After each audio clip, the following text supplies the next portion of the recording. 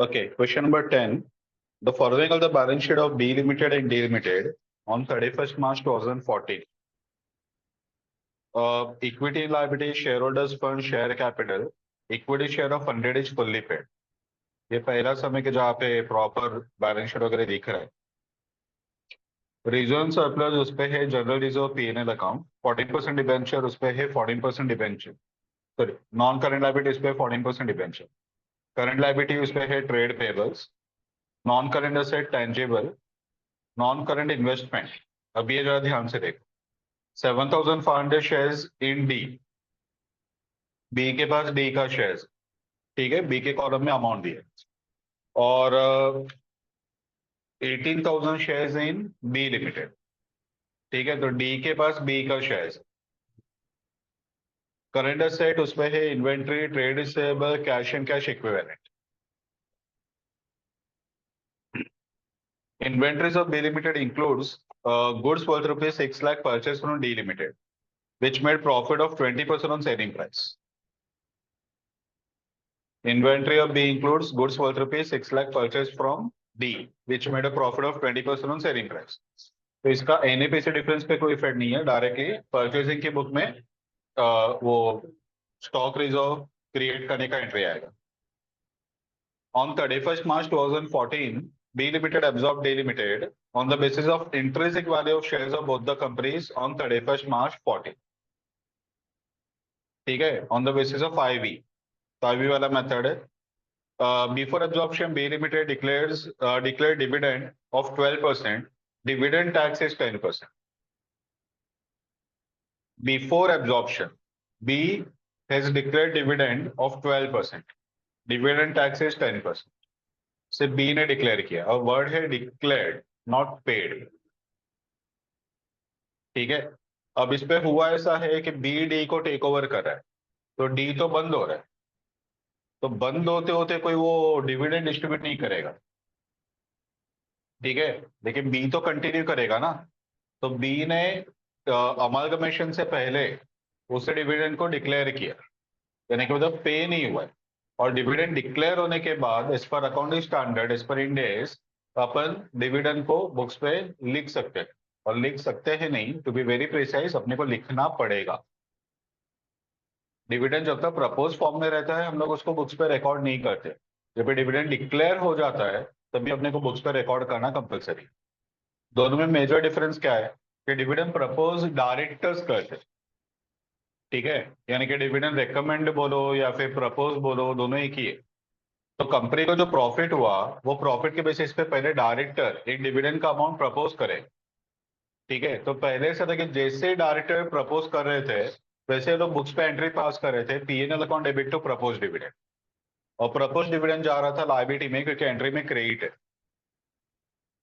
ठीक है, अब ये कभी होता है कि जब भी फाइनल अकाउंट बनता है, फाइनल अकाउंट बनता है मार्च में, 31st मार्च का डेट रहेगा, तो अप्रैल तक जनरली फाइनल अकाउंट बन के रेडी हो जाता है. 15-20 दिन, कभी कभी बहुत ही कॉम्प्लिकेटेड रहेगा तो 1 महीने का टाइम लगता है.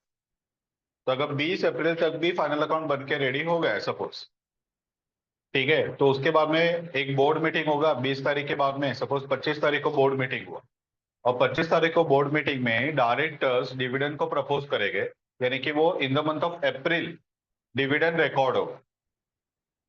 ठीक है, डिविडेंड प्रपोज्ड, अप्रूव्ड नहीं है. अप्रूव करने का काम शेयर होल्डर्स का है, तो एजीएम होगा. ठीक है, एजीएम होता है somewhere around August September. With in 6 months companies act के हिसाब से एजीएम बुलाना कंपलसरी है.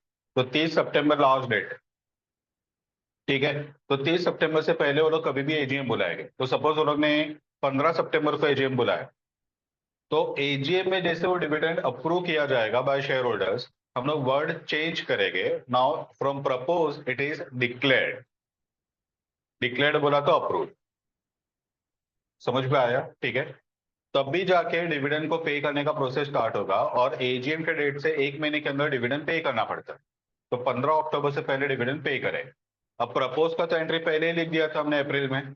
अभी अपने को सिर्फ पेमेंट का एंट्री लिखना है. तो प्रपोज डिविडेंड टू बैंक, ये दूसरा एंट्री लिखेंगे in the month of October. जब भी डिविडेंड पे करेंगे तो प्रपोज डिविडेंड कट हो जाए. ठीक है, लाइबिलिटी से निकल जाए. ये पहले का प्रोसेस.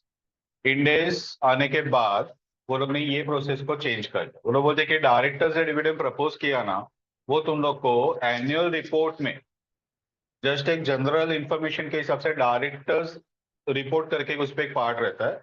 तो डायरेक्टर्स रिपोर्ट में तुम लोग बताओ कि डायरेक्टर इतना डिविडेंड प्रपोज कर, लेकिन उसको बुक्स पे कहीं पे भी लिखना नहीं। ठीक है। जब भी तुम लोग सितंबर में एजीएम बुलाओगे और तुम लोग डिविडेंड को डिक्लेयर करोगे, यानी कि शेयर होल्डर अप्रूव करेंगे, तभी ही तुम लोग को डिविडेंड प्रपोज का और डिविडेंड पेड का दोनों एंट्री एक साथ पास कर। समझ में आया? डिक्लेयर करने के एक महीने के अंदर डिविडेंड पे करना पड़ेगा। एक साथ पास करना है, यानी कि ऐसा नहीं कि आज अगर एंट्री लिखा तो आज ही तुम लोग को डिक्लेयर का भी एंट्री लिखा, डिक्लेयर एंड पेड दोनों। तो अगर डिक्लेयर का एंट्री आज लिखा और एक महीने के अंदर डिविडेंड पे करोगे तभी पेमेंट का एंट्री लिखा चलेगा वैसे। लेकिन अप्रूव होने के बाद तुम लोग को ये एंट्रीज लिखना, डिक्लेयर होने के बाद लिखना। ठीक है। और बेस्ड ऑन कंजर्वेटिज्म एक बार वो डिविडेंड डिक्लेयर हुआ दैट बिकम्स लायबिलिटी, और एक बार लायबिलिटी बना तो कंजर्वेटिज्म बोलता है कि हर लायबिलिटी को एक्सपेक्ट करो और उसको बुक्स पे लिखते जाओ। तो डिविडेंड डिक्लेयर ये अपना करंट लायबिलिटी में आता है, other current liability. That is not short term provision. पहले उसको शॉर्ट टर्म प्रोविजन में लिखते थे, अभी उसको शॉर्ट टर्म प्रोविजन में नहीं लिखते, क्योंकि एक बार डिविडेंड डिक्लेयर हो गया so that becomes your actual liability, और वो विद इन 12 मंथ्स पे करना है, इसके लिए उसको अदर करंट लायबिलिटी में शो किया जाए। समझ में आया पूरा बैकग्राउंड? ठीक है। तो यहाँ पे वर्ड और ने यूज किया है कि B has declared dividend. Propose word नहीं है। अगर प्रपोज वर्ड रहता तो अपन सिंपल इग्नोर कर लेते। डिक्लेयर्ड वर्ड है, यानी कि that becomes liability for B limited, B को उसका इफेक्ट देना पड़ेगा, और वो इफेक्ट देने के बाद ही अपन अपना अमालगमेशन का सम आगे बढ़ाए। समझा? क्योंकि क्या वर्ड यूज किया है? Before absorption. समझा? तो एब्जॉर्प्शन के पहले ये ट्रांजेक्शन हो रहा है, तो बी के बैलेंस शीट में ये डिविडेंड लायबिलिटी में, अदर करंट लायबिलिटी में आएगा।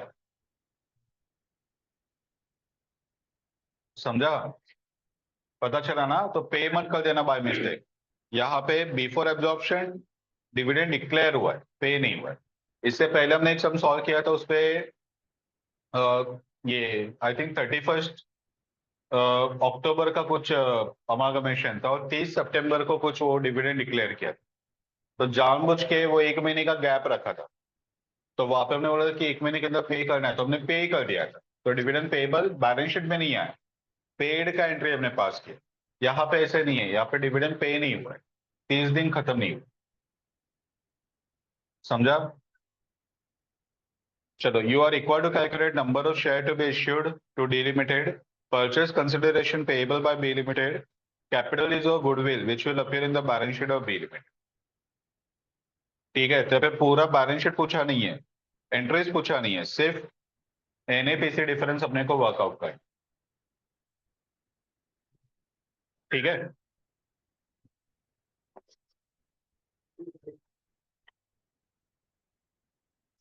चलो स्टार्ट करें।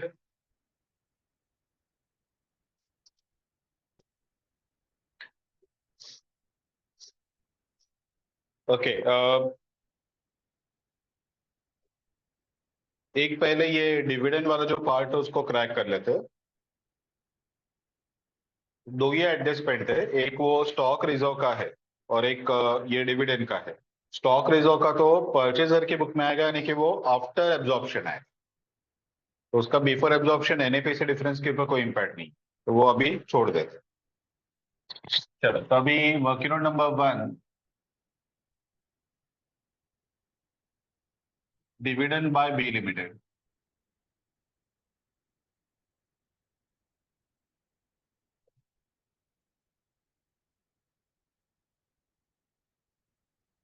कितना परसेंट डिविडेंड डिक्लेयर किया? 12। तो इक्विटी शेयर पे फाइंड करो कितना आएगा।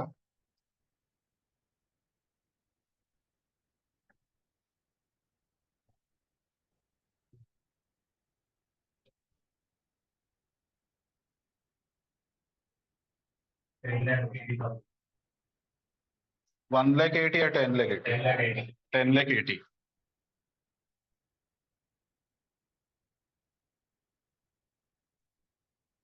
डिविडेंड टैक्स कितना आएगा? तो वो 10,80,000 का 10%।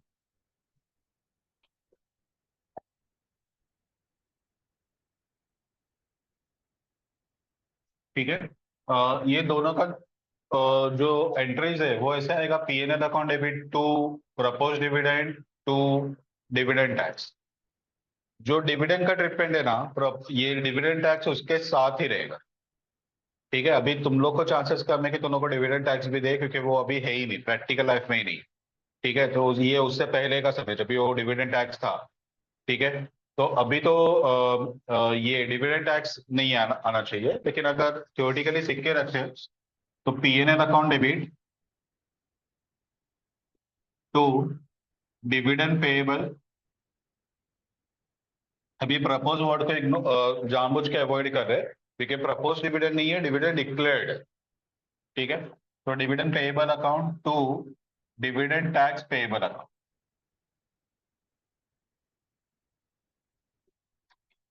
यहाँ पे 10,80,000,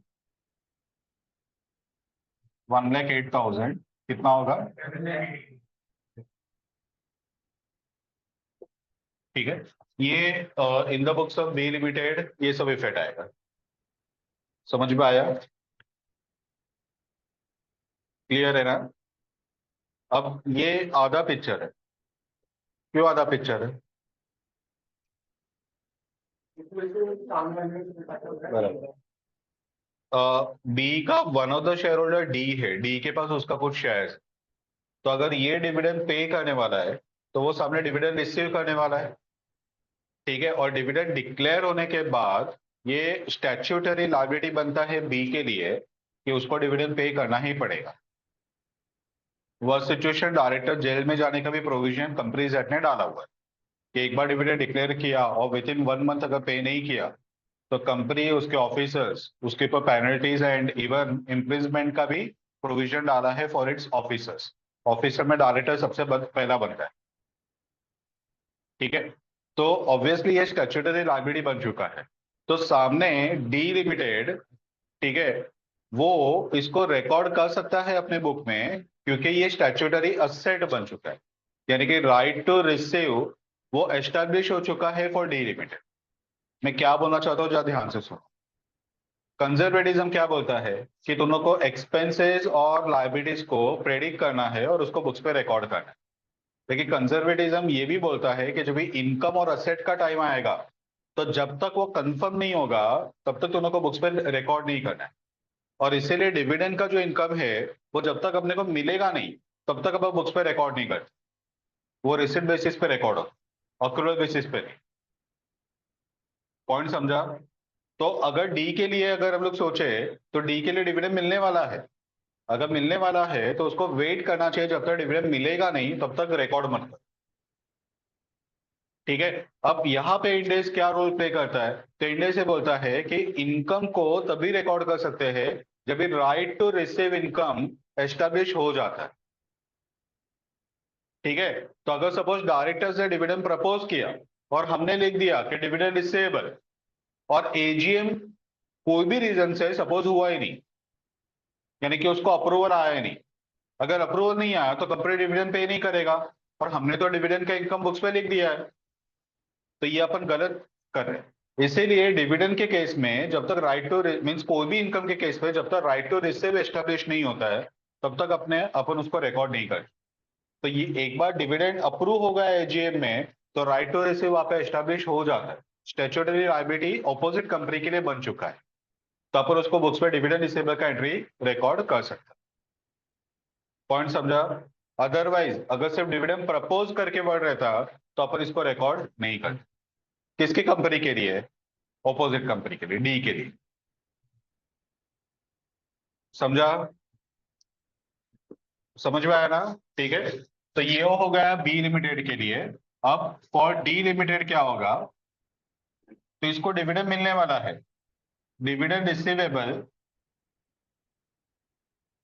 इक्वल टू, इसके पास कितना शेयर्स है? 18,000 शेयर है। हर एक शेयर का फेस वैल्यू कितना है? 100 और 12% डिविडेंड डिक्लेयर हुआ है।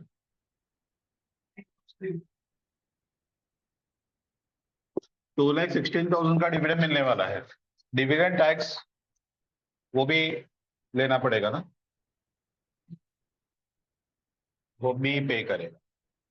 वो जो कंपनी डिविडेंड पे करती है वो कंपनी को पे करना रहता है। ठीक है। तो पहले सादा इनकम टैक्स के अंदर कि डिविडेंड का जो इनकम था, शेयर होल्डर बहुत सारे, ठीक है। अब एक एक शेयर होल्डर से अगर टैक्स कलेक्ट करने को गए तो पॉसिबल नहीं था। तो इन्होंने गेम खेला था, जैसे टीडीएस में उन्होंने गेम खेला कि रिसीवर को मत पकड़ो, जो पेयर है उसको पकड़ो। उसको डिस अलाउंस दे रहे हो तो वो ऑटोमेटिकली कुछ भी करके टैक्स काट के ही इनकम देगा। तो वैसे सेम वे डिविडेंड के केस पे भी उन्होंने ऐसा गेम खेला था। वो उन्होंने क्या बोला कि शेयर होल्डर को पकड़ने से अच्छा है जो कंपनी डिविडेंड पे कर रही है वो कंपनी को पकड़ो, उसके ऊपर डिविडेंड टैक्स डाल दो। ये सिमिलर टू टीडीएस है, सिमिलर टू टीडीएस, टीडीएस नहीं है। ठीक है। तो डिविडेंड के ऊपर टैक्स अभी कंपनी पे करेगी। अगर कंपनी ने ऑलरेडी डिविडेंड के ऊपर टैक्स पे किया तो शेयर होल्डर एग्जेम्प्ट हो जाएगा।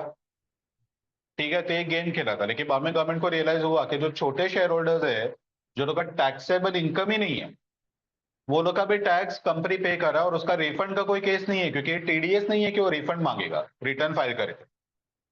ये वन टाइम पेमेंट है, एक बार कंपनी ने पे किया नहीं गया, शेयर होल्डर का ये टैक्स से कोई लेना देना नहीं।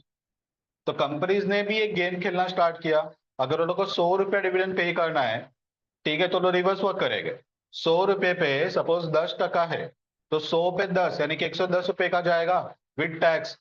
तो 110 के जगह पे वो लोग को पे अपने जेब से सिर्फ 100 रुपये करना है। तो रिवर्स वर्क करके 90 रुपीज का वो लोग को टैक्स सॉरी डिविडेंड पे करना है। 90 पे एग्जैक्टली 10% निकालेंगे और वो 100 रुपीज आ जाएगा, उतना ही वो लोग डिविडेंड पे करें। तो लोग अपने पॉकेट से जितना पहले पे कर रहे थे उतना ही पे कर रहे थे। शेयर होल्डर को इस पे लॉस हो रहा था कि 100 रुपए की जगह पे 90 रुपए वो लोग को डिविडेंड मिल रहा है। समझा। इसके लिए उन्होंने वो प्रोविजन को रिवर्स किया कि कंपनी अभी से डिविडेंड टैक्स पे नहीं करेगी, शेयर होल्डर को ही चार्ज होने दो। तो ऑटोमेटिकली जो बड़े शेयर होल्डर्स है वो लोग को टैक्स एप्लीकेबल होगा, जो छोटे शेयर होल्डर है वो ऑटोमेटिकली एग्जाम्प्ट हो जाए। और कंपनी को 100 रुपया डिविडेंड देना है तो लोग डिविडेंड के नाम पे ही 100 रुपया निकाले। आ समझ में? ठीक है। तो इसपे ये जो डिविडेंड टैक्स है उसका कोई इम्पैक्ट डी लिमिटेड के ऊपर नहीं है, उसको कोई टैक्स नहीं है। वो बी पे करेगा, वो बी के जेब से जाएगा। ठीक है। तो इसको सिर्फ डिविडेंड रिसीव का एंट्री पास करना है, डिविडेंड टैक्स का कुछ नहीं करना। समझा। अगर ये टीडीएस रहता ना तो इसको टीडीएस रिसीवेबल का एंट्री आता।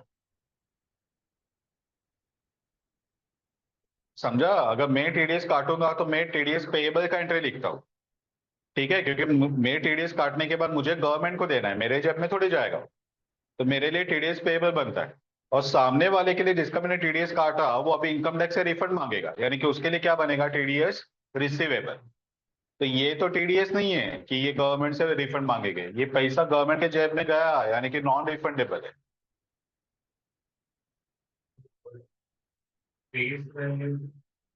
डिविडेंड टैक्स कैसे?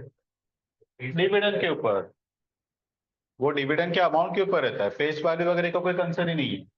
ये एक 10,80,000 का डिविडेंड पे है तो वो 10,80,000 का 10%। अब 10,80,000 कैसे पे किया वो कंपनी देखेगी। 8% डिविडेंड पे किया या 10 किया या 12 किया, जितना भी डिविडेंड पे करोगे, ठीक है, उसके ऊपर तुमको डिविडेंड टैक्स पे कर। स्पेशली टैक्स के लिए रेस्पेक्ट। टैक्स टीडीएस नहीं है, मैं वही बोल रहा हूँ। डिविडेंड टैक्स वो टीडीएस नहीं है। टीडीएस रहेगा तो टैक्स के अमाउंट से माइनस करके बाकी का पे करना पड़ता है। कंपनी 10,80,000 पूरा का पूरा डिविडेंड शेयर होल्डर्स को देगी और उसके अलावा कंपनी को अपने पॉकेट से 1,08,000 का टैक्स गवर्नमेंट को देना पड़े, यानी कि कंपनी टोटल जो अमाउंट पे करेगी वो 11,88,000 पे करेगी।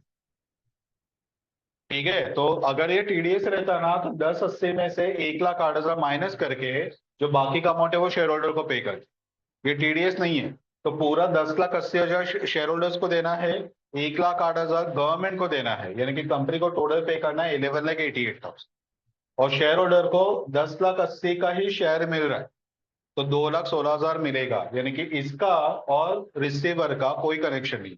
ये कंपनी जाके गवर्नमेंट को दे, और वो कंपनी के ऊपर टैक्स था, शेयर होल्डर के ऊपर नहीं, कि शेयर होल्डर उसका रिफंड मांगे कि मेरा टैक्सेबल इनकम नहीं है तो मुझे मेरा टैक्स, वो रिफंड नहीं मांग सकते क्योंकि शेयर होल्डर ने पे नहीं किया, ये this is paid by company.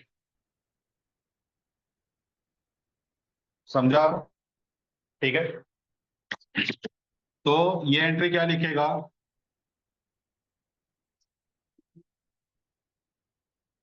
Dividend receivable to PNL.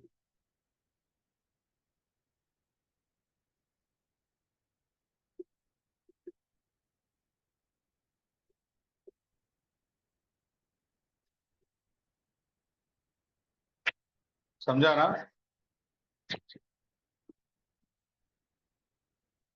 चलो अभी ये हो गया बिफोर एब्जॉर्प्शन का पार्ट। अभी एब्जॉर्प्शन पे जाते हैं, तो सबसे पहला एनए। एनए अपने को दो चीजों के लिए फाइंड करना है, एक अमालगमेशन के लिए और एक आईवी के लिए। तो एक ही एनए में दोनों कवर करेंगे, और क्योंकि आईवी के लिए एनए अपने को फाइंड करना है, अपने को दोनों कंपनीज का नाम लिखना पड़ेगा।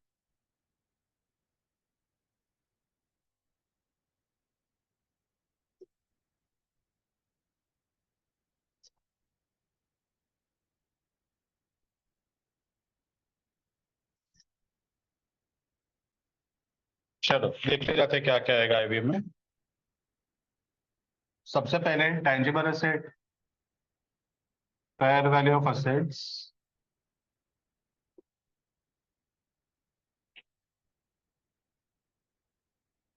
Tangible assets 60 lakh and 3 lakh.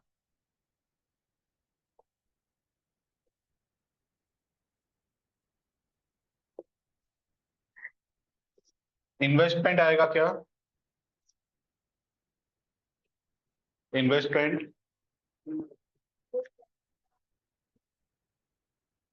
Okay,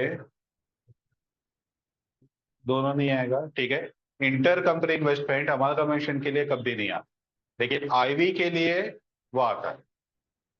तो पहले एनए फॉर अमालगमेशन निकालेंगे, उसके नेक्स्ट लाइन में अपन इन्वेस्टमेंट लिखेंगे, जैसे हमने प्रीवियस केसेस पे किया था। परचेजिंग के पास सेलिंग का है, सेलिंग के पास परचेजिंग का है। ये सब में डिफरेंस ये है कि दोनों के पास एक दूसरे का है, ठीक है। लेकिन रूल वही रहेगा जो प्रीवियस में हमने किया था, वैसे ही अपने को यहाँ पे भी करना है। तो इन्वेस्टमेंट इंटर कंपनी का है, अभी नहीं लेंगे। इन्वेंट्रीज, इन्वेंट्रीज है 2880 और 1260। अब इसमें ध्यान में रखना कि बाय मिस्टेक वो स्टॉक रेजो माइनस करके मत लिखना, क्योंकि ये जो भी एनए वगैरह लिख रहे हैं वो बिफोर टेक ओवर वो लिस्ट अपन बना रहे हैं।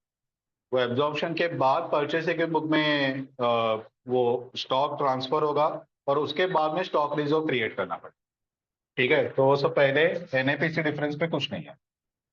ट्रेड रिसेबल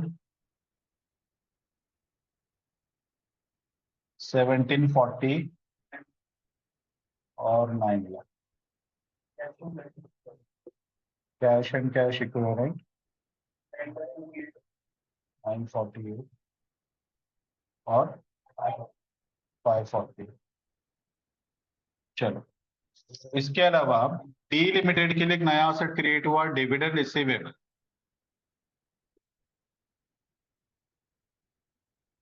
ठीक है, 2,16,000। मजा तभी होता है जब ये दोनों कंपनी डिविडेंड डिक्लेयर करें, तो दोनों के लिए डिविडेंड पेएबल, दोनों के लिए डिविडेंड रिसीवेबल, ठीक है। तो ये आखिरी सांसें लेते लेते भी डिविडेंड पे करके बाद में जाएगी, वैसे हो जाएगा। Fair value of liabilities,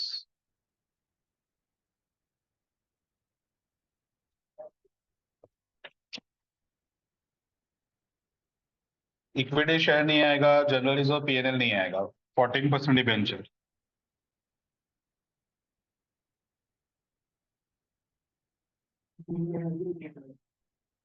18 lakh. Trade payable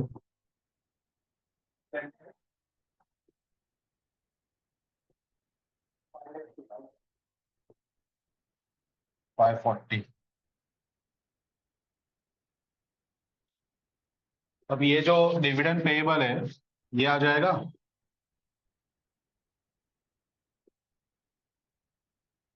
dividend payable 10,80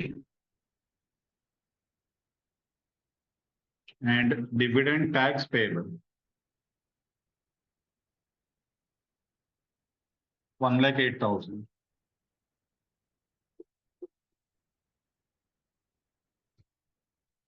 NA for amalgamation.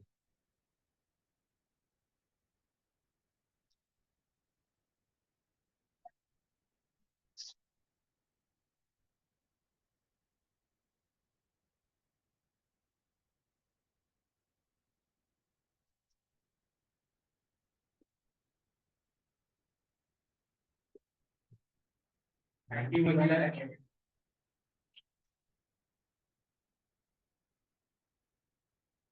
चलो यहाँ तक अपना सम रेगुलर वैसे जैसे बाकी सब में जा रहा था वैसे ही जा रहा है। अभी पूरा चेंज स्टार्ट हो रहा है। अब क्या होगा कि इंटर कंपनी इन्वेस्टमेंट बी के पास डी का शेयर है। कितना शेयर है बताओ?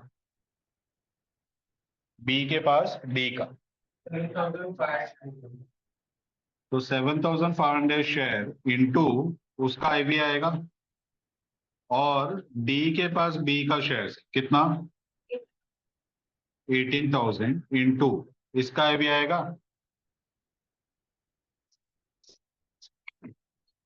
ठीक है, तो हम लोग को मिलेगा एन ए और IV divided by number of equity share. तो अपने को मिलेगा आईवी।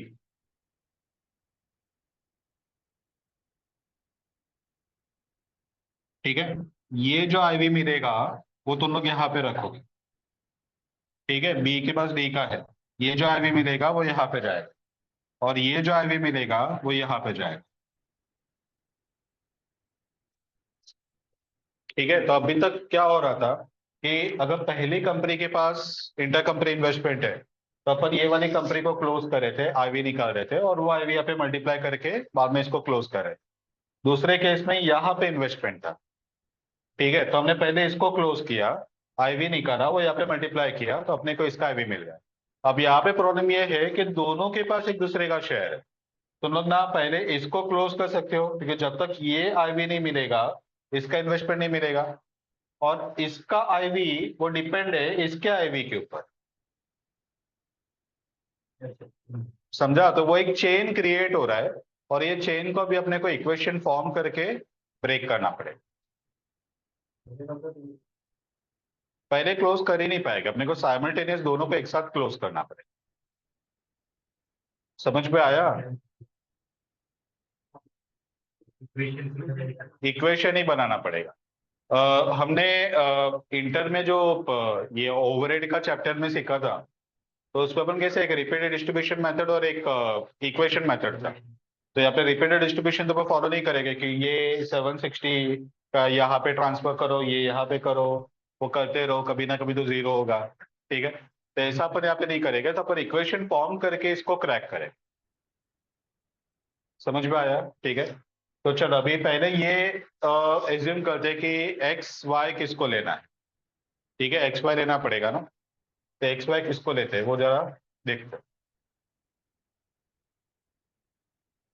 बोलो क्या लगता है किसको एक्स वाई लेना चाहिए? आईवी को। चलो, तो ये एक्स पकड़ो और ये वाई। तो ये वाई का वैल्यू यहाँ पे जाएगा। ठीक है, तो ये हो जाएगा 7,500 वाई।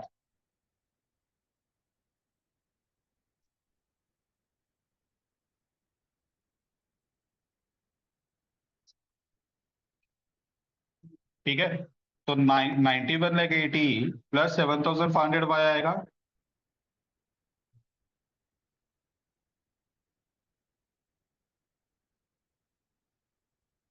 नंबर ऑफ शेयर कितना इक्विटी का?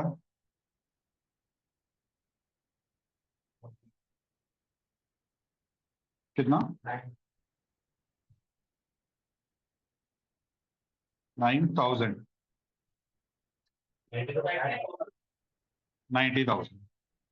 ओके, अब ये x यहाँ पे मल्टीप्लाई होगा तो 18,000 x हो जाएगा।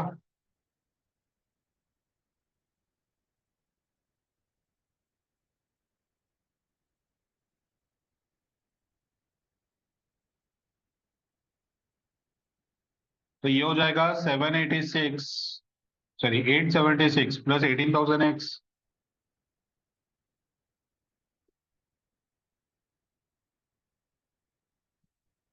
और इसका नंबर ऑफ शेयर कितना है?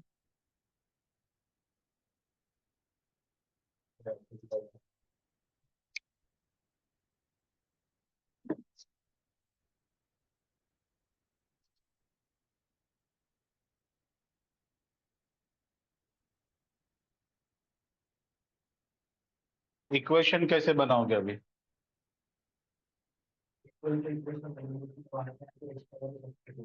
पहला इक्वेशन फॉर्म करो, बाद में सब्स्टिट्यूट कैसे करना है वो तो देखते हैं। ये इक्वेशन क्या बन रहा है? दो इक्वेशन फॉर्म करना पड़ेगा ना, तो इक्वेशन क्या बन रहा है वो बताओ।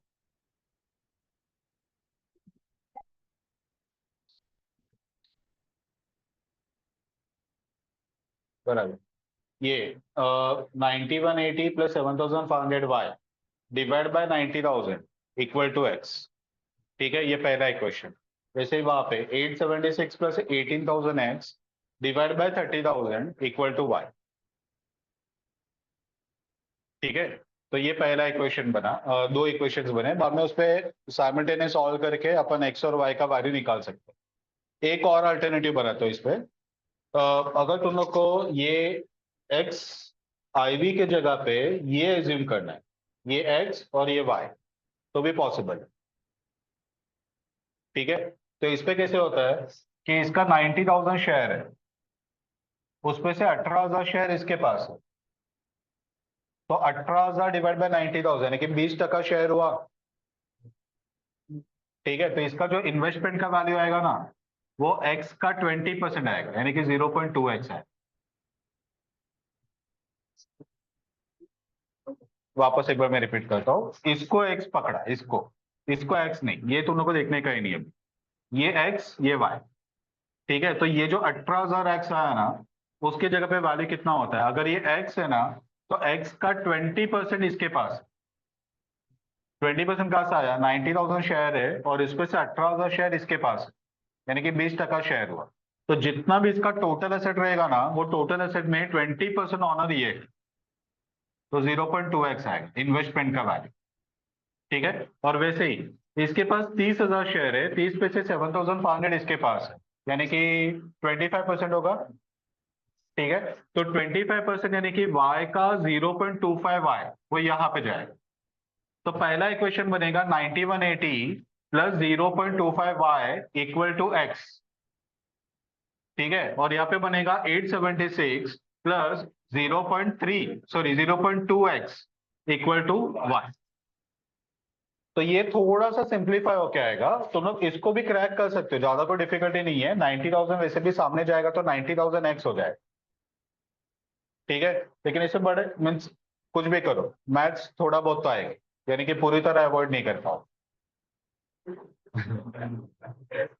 समझ में आया? तो ऐसे दो अल्टरनेटिव है, या तो इसको एक्स वाई पकड़ो या तो इसको एक्स वाई पकड़ो। क्लियर है ना? ठीक है, तुम लोग क्या प्रीफर करोगे? ऊपर यानी इसको एक्स और इसको वाई पकड़े ना?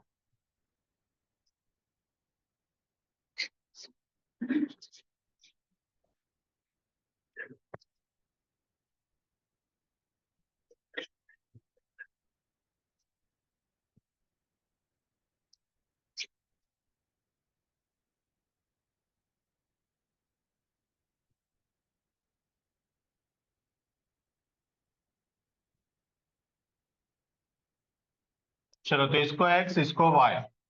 ठीक है, तो इसका 20% यानी कि 0.2x यहाँ पे जाएगा, और इसका 25% 0.25y यहाँ पे जाएगा।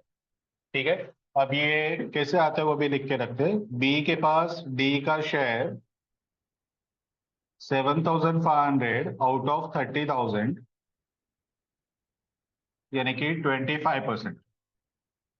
और डी के पास बी का शेयर 18,000 आउट ऑफ 90,000 यानी कि 20%। ठीक है, चलो तो अब ये इक्वेशंस को सॉल्व करना है साइमल्टेनियसली।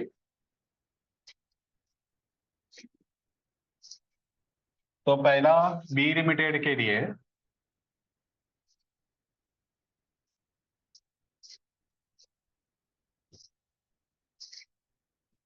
बी लिमिटेड के लिए 91,80 plus 0.25 Y equal to X. और डी लिमिटेड के लिए 876 plus 0.2x equal to Y. ठीक है, अब पहले तो दोनों को इसको एक्स वाई के टर्म में लाना पड़ेगा। अब हमें या तो एक्स को इक्वल करो दोनों इक्वेशन में, या तो वाई को इक्वल करो, वो स्कूल लेवल मैथ्स। या तो दूसरा वे ये कि ये वाले इक्वेशन में यहाँ पे y है, यहाँ पे x है, और y इक्वल टू ये है। तो अगर मैं y के जगह पे इसको सब्स्टिट्यूट कर दूं तो पूरा इक्वेशन x के टर्म में आ जाएगा। ठीक है, तो आगे सॉल्व करेंगे तो x का वैल्यू मिल जाएगा। एक बार x का वैल्यू मिल गया तो y भी मिल जाएगा। समझा? ठीक है, तो ये तुम लोग का इक्वेशन 1, ये equation 2। Put value of y in equation 1। ठीक है, तो 9180 प्लस 0.25 इंटू, अब ये y के जगह पे y इक्वल टू ये रख दो 876 plus 0.2x equal to x। ठीक है, अब ये ब्रैकेट ओपन करते हैं तो 9180 plus 0.25 into 876 219 plus 0.2 into 0.25 equal to X. ये यहाँ पे जाएगा तो माइनस हो जाएगा, तो 0.95x। ये दोनों को ऐड करो,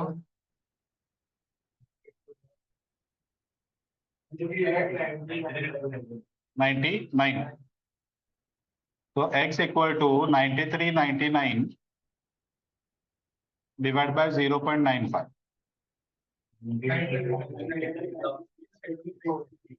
98, 99, 680, 90।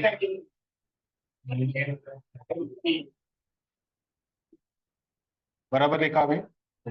ओके, ये तो को x का वैल्यू मिला, ये मिला।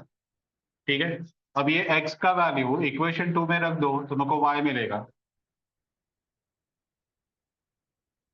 Value of x in equation 2, तो y equal to 876 plus 0.2 into 98, 93, 684। बता दो कितना आ रहा है? 28,54,737। ये अपने को मिला वैल्यू ऑफ y। इतना समझा? चलो अभी IV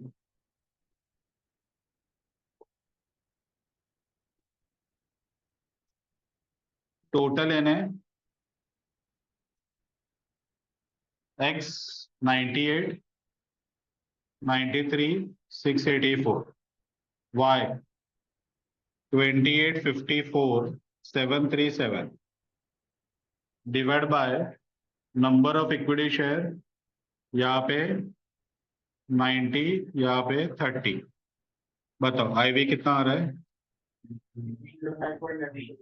109.93।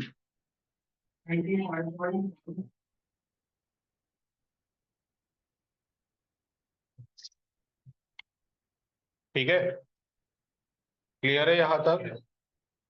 चलो अभी यहाँ तक दोनों को लिखना ही पड़ेगा, बाद में आगे बढ़ पाऊंगा।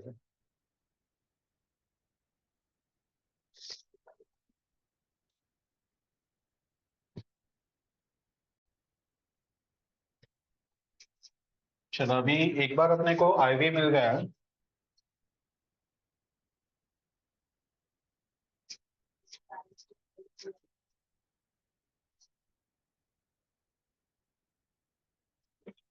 एक बार आईवी मिल गया तो अपन पीसी का वर्किंग सेकंड स्टेप अपन जा सकते हैं। पहला अपना एनए हो गया वे पीसी।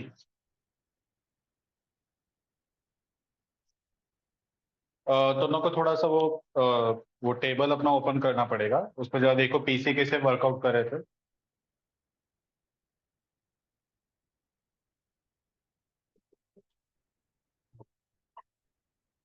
देखो सबसे पहले उसमें अपन ले रहे थे number of share to be issue.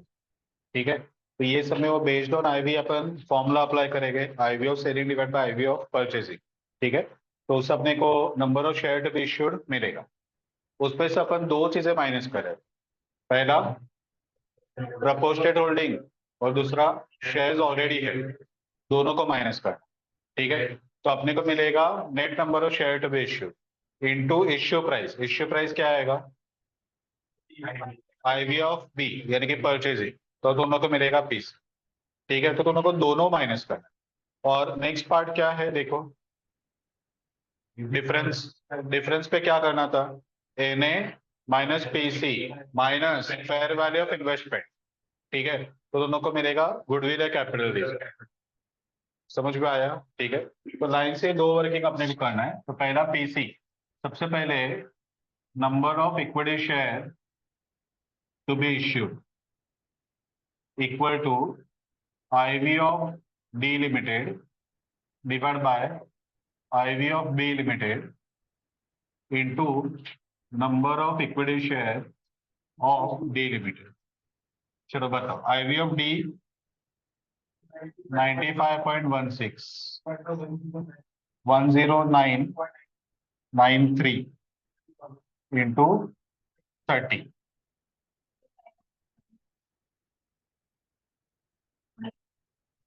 9692532। ठीक है, अब भी कैश नहीं, अभी अपने को पहले दो प्रपोर्शनेट वाला और शेयर्स ऑलरेडी हेल्ड वाला माइनस करना है। उसके बाद में जो शेयर्स आएगा अगर वो पॉइंट में आया तो उसके लिए कैश देना। ठीक है, तो इसको डायरेक्टली राउंड ऑफ मत करना, पॉइंट में है पॉइंट में ही रखना। अब माइनस करेंगे प्रपोर्शनेट होल्डिंग। प्रपोर्शनेट होल्डिंग किसका? तो बी का डी में, बी का डी में 25% है। ठीक है, तो 25% माइनस करो इस पे, इस पे 64923133 माइनस करेंगे shares already held by D in B. D के पास 18,000 शेयर है,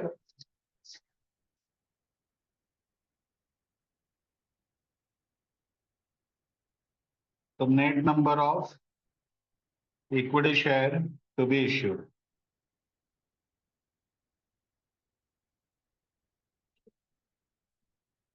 14,939। ठीक है, तो इसको राउंड ऑफ नहीं करने का, तो इतना शेयर अपने को इश्यू करना है। अब ये शेयर पॉइंट में है तो इसको डायरेक्टली इंटू इश्यू प्राइस नहीं कर सकते, तो इसको दो पार्ट में डिवाइड करो, in equity share in cash. तो 1476 इक्विटी शेयर में जाएगा और 0.9399 ये कैश पे जाएगा इनटू इश्यू प्राइस, यही आएगा 109.93 और यहाँ पे सेम 109.93। अगर सब में दोनों को मार्केट वैल्यू एक अलग से दिया हुआ है तो ऑलवेज कैश के लिए प्रायोरिटी मार्केट प्राइस को दिया जाता है, आईवी को नहीं। तो पहला प्रायोरिटी मार्केट प्राइस, अगर वो नहीं दिया रहेगा तो आईवी कैश के लिए, हर सम के लिए, ऐसे नहीं कि ये कैटेगरी के लिए। जब भी दोनों का नंबर ऑफ शेयर पॉइंट में आएगा, दोनों का पहला प्रायोरिटी ऑलवेज आएगा मार्केट प्राइस। दूसरा, अगर मार्केट प्राइस नहीं दिया तो इश्यू प्राइस। आईवी वाले सब में इश्यू प्राइस रहेगा आईवी, और बाकी सब में इश्यू प्राइस हमने दिया हुआ रहे। ठीक है, चलो बताओ। ये पहला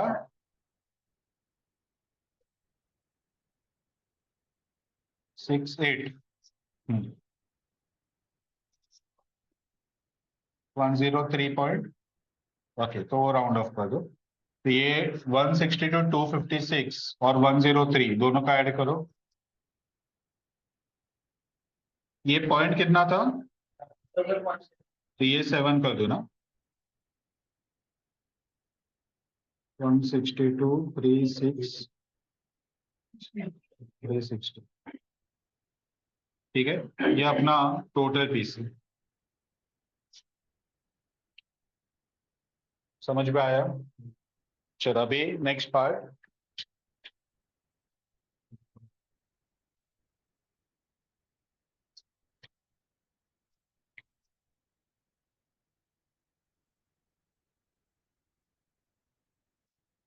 डिफरेंस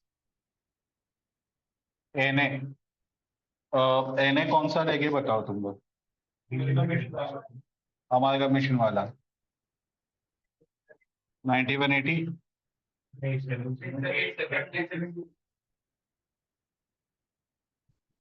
9180 तो परचेसर का है, सेलिंग का एन ए आता है ना।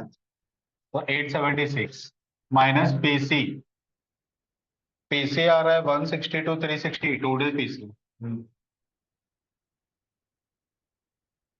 Minus fair value of investment.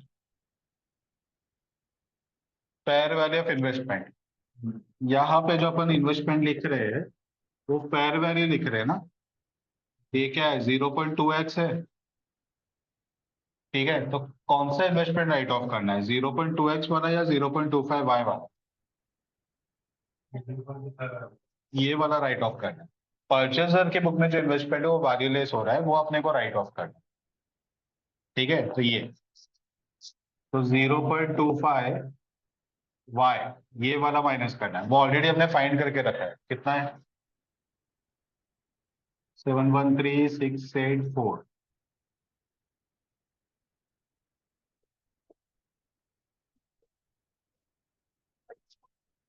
44। ठीक है, ये 44 रुपीज डिफरेंस आ रहा है। आइडियली डिफरेंस नहीं आना चाहिए। यहाँ पे डिफरेंस क्यों आ रहा है? क्योंकि ये जो अपन 109.93 और ये जो दूसरे वाले का था ना 95.16, ये 2 डिजिट पे राउंड ऑफ किया। अगर ये 4 तक रखते हैं ना तो ये डिफरेंस और कम आता, 10-20 रुपया वगैरह शायद से आता। ठीक है, उतना अपन अवॉइड नहीं कर पाएंगे, यानी कि वो आइडियली आईवी मेथड में डिफरेंस नहीं आता। यहाँ पे वो जो भी डिफरेंस आ रहा है वो ऑन अकाउंट ऑफ ये राउंडिंग ऑफ एरर आ रहा है, उसका अपन कुछ नहीं कर सकते। वो जैसे है वैसे ही रखना। समझा नहीं? पता चला? ठीक है, चलो तभी ये डिफरेंस आ रहा है। अभी सबने तो लोग को ये क्या आ रहा है एग्जैक्टली? गुडविल। ठीक है, अब सबने तो लोग को एक और पॉइंट पूछा है कि goodwill appearing in balance sheet बताओ। बराबर, goodwill appearing in balance sheet. तो ये गुडविल बैलेंस शीट में जाएगा क्या? ये नहीं जाएगा। यानी कि ये भी जाएगा, लेकिन ये अकेला आइटम नहीं है कि जो गुडविल को अफेक्ट करेगा। एक और है ना, स्टॉक रिजर्व। तो स्टॉक रिजर्व में अपने को एंट्री पास करना पड़ेगा, गुडविल और capital reserve to stock reserve. तो कैपिटल रिजर्व तो है नहीं, तो वहां पे गुडविल ही लिखेंगे ना। तो वो गुडविल ये गुडविल में ऐड होगा। समझा? ठीक है, तो नेक्स्ट वर्किंग नोट नंबर 2 बनाते हैं। Stock reserve, cost plus profit equal to sales. बताओ ना, प्रॉफिट कितना है? 25, 20। तो ये 100, ये 20, ये 80। कितने का है गुड्स? तो 6 लाख, तो 20 कितना? 1,20,000। और ऊपर balance sheet rupees in lakhs में है। That is okay. तो ये 1,20,000 का स्टॉक रिजर्व आ रहा है, ठीक है। तो goodwill to be appeared in balance sheet equal to 44 plus 1,20,000, तो 1,20,044 ये गुडविल अपने बैलेंस शीट में जाएगा। तो पहला रिक्वायरमेंट क्या था सम का, number of share to be issued, वो इधर आ गया पीसी में। दूसरा क्या है, पीसी आ गया, ठीक है। तीसरा क्या है, गुडविल और कैपिटल रिस्क, समझा। तो यहाँ पे ऑफिशियली तो उनका सम खत्म हो गया, लेकिन हम लोग एक और काम करने वाले, एंट्रीज नहीं लिखेंगे लेकिन बैलेंस शीट बनाए, ठीक है। अब वो बैलेंस शीट पहले तुम लोग को ट्राई करना है, बहुत सारा पार्ट है तो ध्यान में रख के तुम लोग को बैलेंस शीट बनाना, ठीक है। उस पर मैं हेल्प नहीं करूंगा, तुम लोग को ही बनाना। चलो स्टार्ट हो जाओ।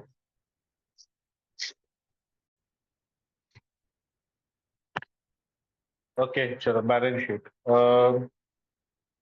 सबसे पहले असेट्स, उसमें नॉन करंट उस पे है पीपी। पीपी में आएगा 60 लाख प्लस 3 लाख 63, ठीक है 63 लैक्स। उसके बाद में आता है गुडविल।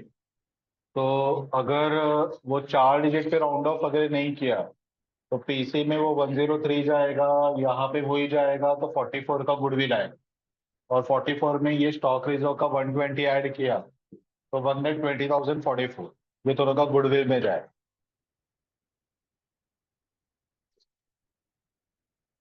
दूसरा क्या एडजस्टमेंट था, एक स्टॉक रिजर्व था और एक डिविडेंड था, बाकी और कुछ नहीं, ठीक है। तो 1,20,044 ये जाएगा गुडविल में। उसके बाद में आएगा इन्वेस्टमेंट। इन्वेस्टमेंट में दोनों का जो इन्वेस्टमेंट है वो इंटर कंपनी है और इसीलिए वो आएगा ही, ठीक है। परचेजर का राइट ऑफ कर दिया और सेलर का इंटर कंपनी टेक ओवर नहीं कर, ठीक है, तो वो दोनों नहीं आएगा। उसके बाद में करेंट असेट, उसमें है इन्वेंट्रीज। इन्वेंट्री में 2880 प्लस 1260 माइनस 120 स्टॉक रिजर्व का दूसरा इफेक्ट। अदर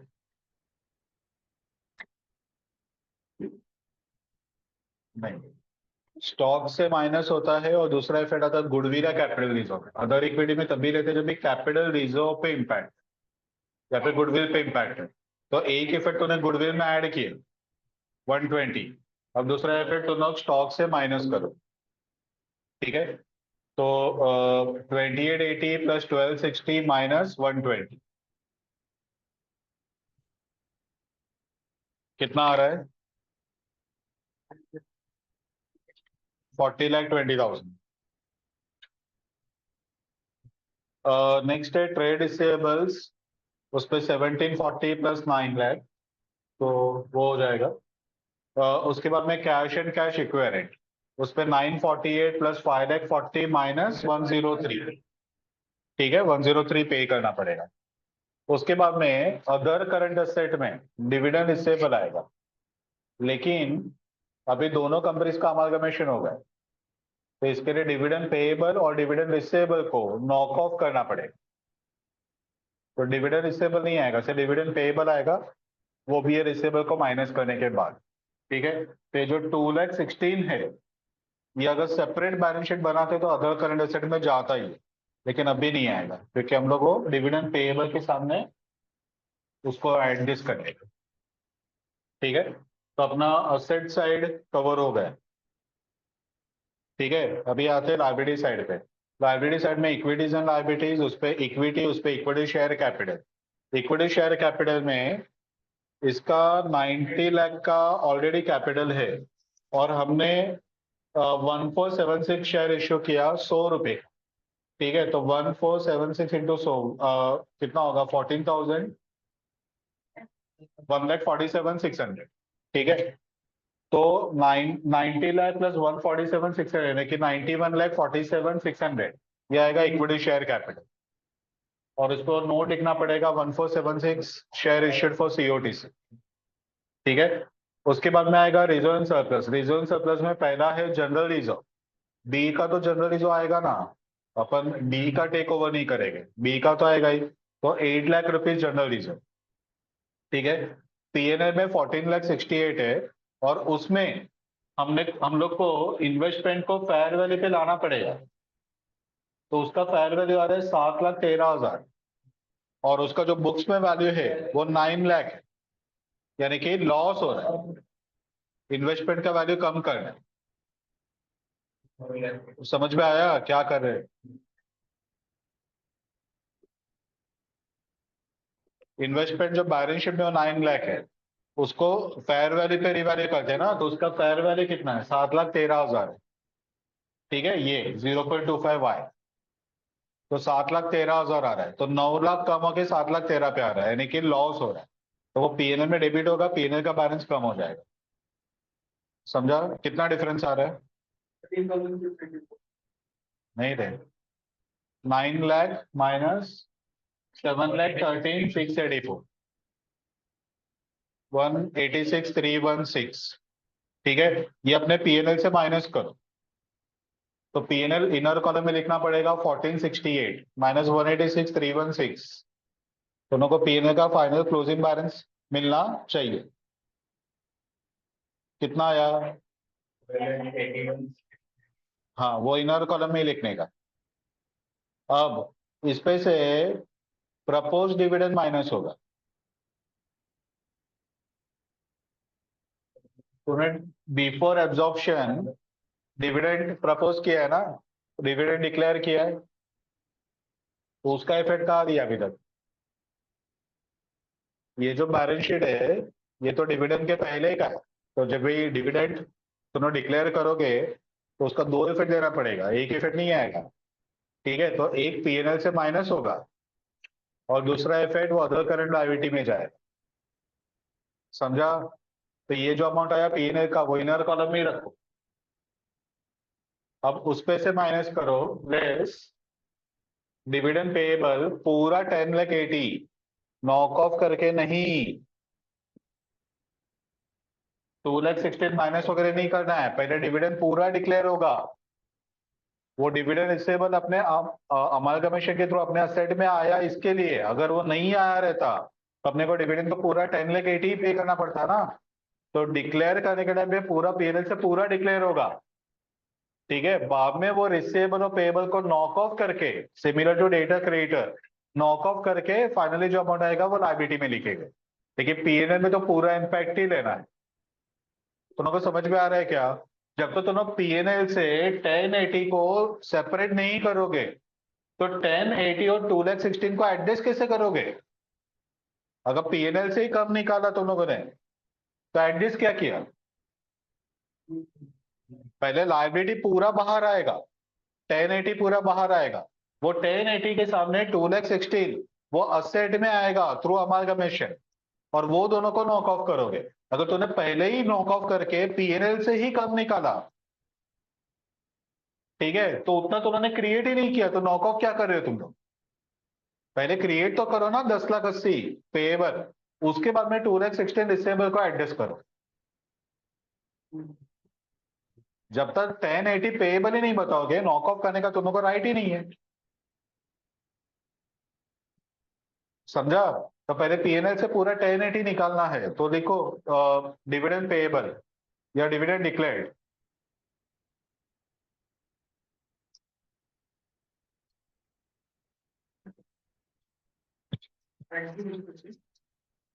हाँ, डिविडेंड टैक्स भी माइनस करना है। तो उन्होंने क्या क्या लिया?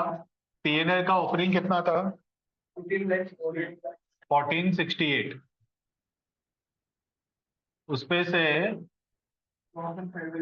Loss on revaluation of investment कितना था? 186,316, ठीक है।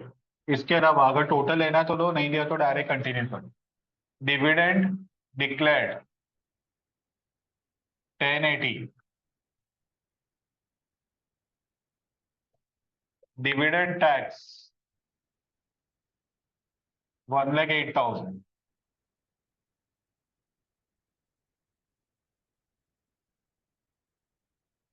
स्टॉक रिजर्व भी माइनस करो क्या? वो गुडविल में एडजस्ट हुआ है, पीएनएल में एडजस्ट नहीं करना है। ठीक है, चलो फाइनली ले लो कितना आ रहा है।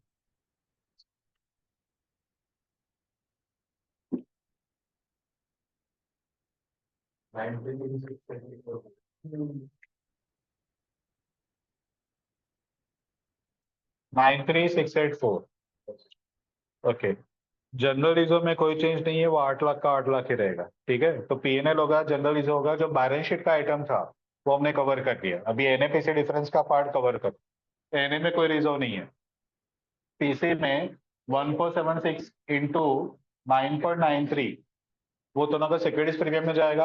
अभी मल्टीप्लाई नहीं करने का, वरना वो वापस राउंडिंग ऑफ का एरर आएगा। तो क्या करने का, 162,257 है, 162,257।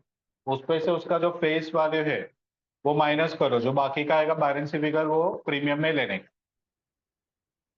तो सिक्योरिटीज प्रीमियम ब्रैकेट में 162,257 माइनस 147,600।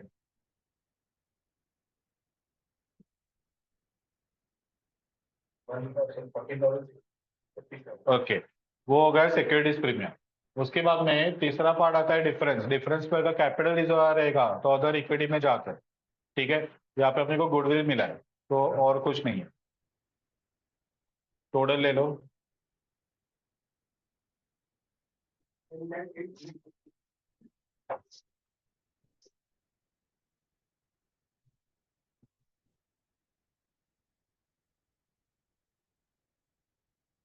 क्लियर है? चलो अभी इक्विटी वाला पार्ट हो गया, equity share capital other equity. बाद में आएगा लाइबिलिटी। लाइबिलिटी में नॉन करंट लाइबिलिटी, उस पर ये 14% डिबेंचर वाला आएगा। ठीक है, तो नॉन करंट लाइबिलिटी, उस पर फाइनेंशियल लाइबिलिटी, फाइनेंशियल लाइबिलिटी में बोरोविंग्स, उस पर 14% डिबेंचर 18 lakhs। सिंगल आइटम है लेकिन नोट बनाना एडवाइजेबल है, क्योंकि ब्रेकअप पता है तुम लोग को उस पर क्या है। ठीक है, तो बोरोविंग का नोट बना दो, उस पर लिख दो 14% डिबेंचर 18 लाख।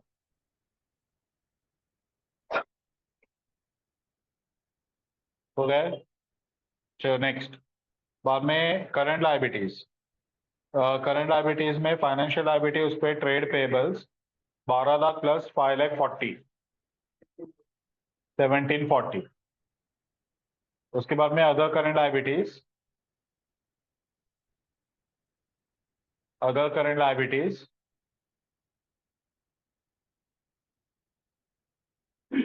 उस पर डिविडेंड पेएबल, डिविडेंड पेएबल। अब यहाँ पे तुम लोग एडजस्ट करोगे। पीएनएल से तुमने सेट असाइड किया है 10,80,000, लेकिन वो 10,80,000 में से 2,16,000 अपने को ही मिलने वाला है, क्योंकि अभी अपने बी है, अपने डी है। ठीक है, तो वो माइनस करेंगे, जो बाकी का वो पे करना पड़ेगा। तो 10,80,000 माइनस 2,16,000, ठीक है, 864 डिविडेंड टैक्स पेएबल। अब ये इसमें टैक्स का प्रोविजन और अकाउंट्स का प्रोविजन, उसको मिक्सअप नहीं करने का। फिर डिविडेंड कम पे किया तो डिविडेंड टैक्स गवर्नमेंट को बाद में सेट ऑफ लेंगे, वो सब अपन टैक्स पे घुसने का नहीं, कि उसका प्रोविजन क्या है। ठीक है, तो जितना हमने क्रिएट किया है 1,08,000, उतना पूरा का पूरा पेएबल में बताने का। समझा? डिविडेंड टैक्स तो वही मैं बोल रहा हूँ, अकाउंट्स को और टैक्स को मिक्सअप नहीं करने का। अब इस पे टैक्स का प्रोविजन क्या बोलता है, सेट ऑफ होगा क्या, अगर डिविडेंड कम पे किया, ठीक है, तो तुम लोग को उतना सेट ऑफ मिलेगा क्या, वो तुम लोग को टैक्स के प्रोविजन में जाना पड़ेगा। तो वो मिक्सअप नहीं करने का। अभी अपन अकाउंटिंग कर रहे हैं, हमने 1,08,000 डिविडेंड टैक्स पेबल बताया, तो उतना पूरा बताना ही पड़ेगा। ठीक है, तो 1,08,000।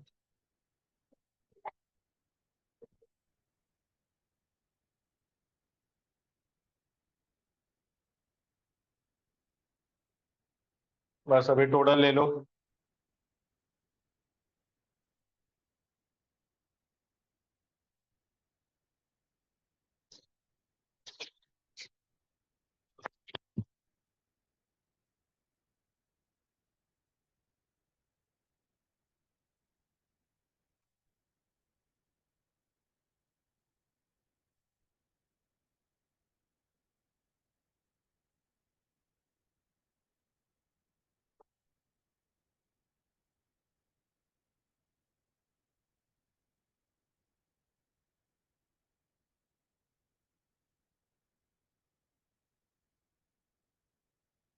हो गया है?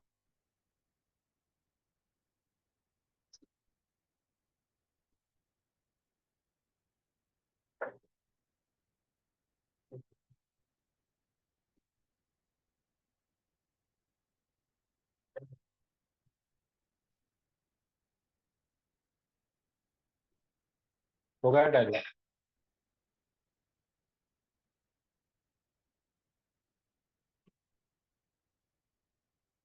कितना आया टोटल? 1 crore 45. 1 crore 45, 67, 941। चलो, तो किसने क्या क्या मिस्टेक किया था? इससे वो डिविडेंड टैक्स सेट ऑफ किया, लेकिन उसका दूसरा इफेक्ट नहीं दिया सेट ऑफ का। ठीक है, पीएनआई का गलत हो गया। सेट बराबर था, लाइबिलिटी पे कर देंगे।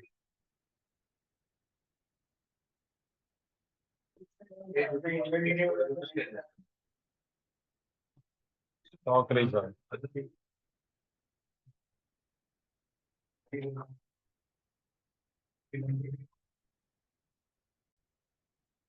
जनरली क्या करने का, जब तुमको बैलेंस शीट बनाना है और तुमने एंट्रीज नहीं लिखा है ना, तो पहले तुमको एडजस्टमेंट ऑलवेज सम का रीड करने।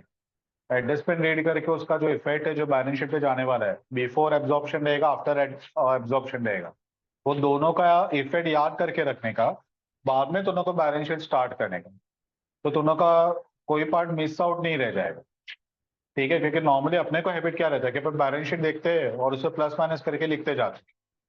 ठीक है, और उस पर एडजस्टमेंट पे ध्यान बाद में जाता है, तब तक अपन ऑलरेडी अमाउंट लिख चुके रहते हैं।